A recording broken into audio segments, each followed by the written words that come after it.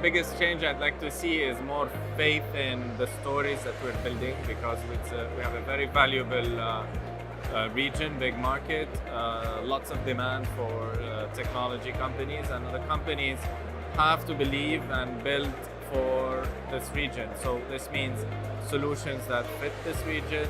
This means teams that are understanding of how to scale and how to build amazing companies. And with time, hopefully we'll see more success stories as we go, more success stories and more investors and venture capital money, because we don't have enough of it. So the MENA startup system has grown exponentially in the last few years. One of the things I would say is that there's a lot of support, a lot of great mentors. I think actually probably what's the slight delay is probably the infrastructure around setting up companies faster, cheaper, and also having banks start supporting startups so they can open bank accounts much faster without the need of having capital in the account. And I've been here in the last 2 years in Dubai, very actively involved in the MENA ecosystem across the region. We have had several applications coming in from across Egypt, Pakistan, Lebanon, and also the Gulf states. And what we've seen is really an increase in activity, both in terms of applications, startups, and also in terms of funding activities.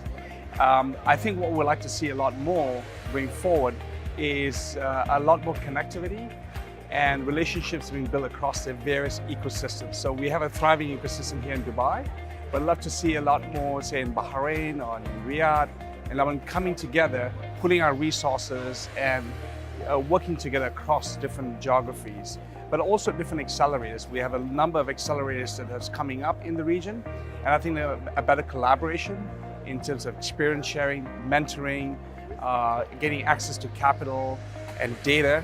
That will be something we'd like to see a lot more.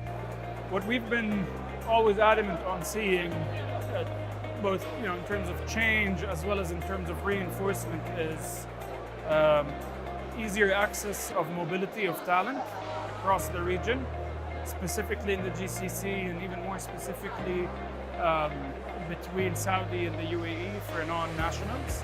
I think mobility of labor is something that would extremely benefit the ecosystem, and that's something that I see happening, soon in the next couple of years. Saudi and the UAE are already taking measures to allow for much easier access of talent. If that gets extended to other markets like Jordan and Egypt and maybe Pakistan and India as well, you start to have a much more fluid labor market, which is obviously necessarily good for the ecosystem.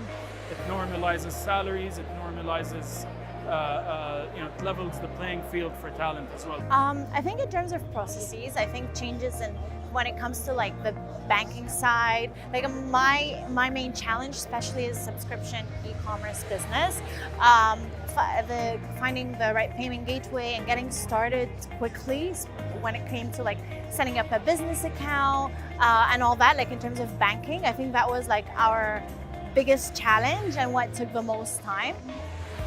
I think that was one aspect of it. Other than that, I feel like the ecosystem, you can, on a month-by-month basis, you can see development. In a sense, it's become, people are more aware of what's happening, and more people are trying to help out startups, which is amazing. Like there's always all these amazing resources. People are open about helping each other, which is great.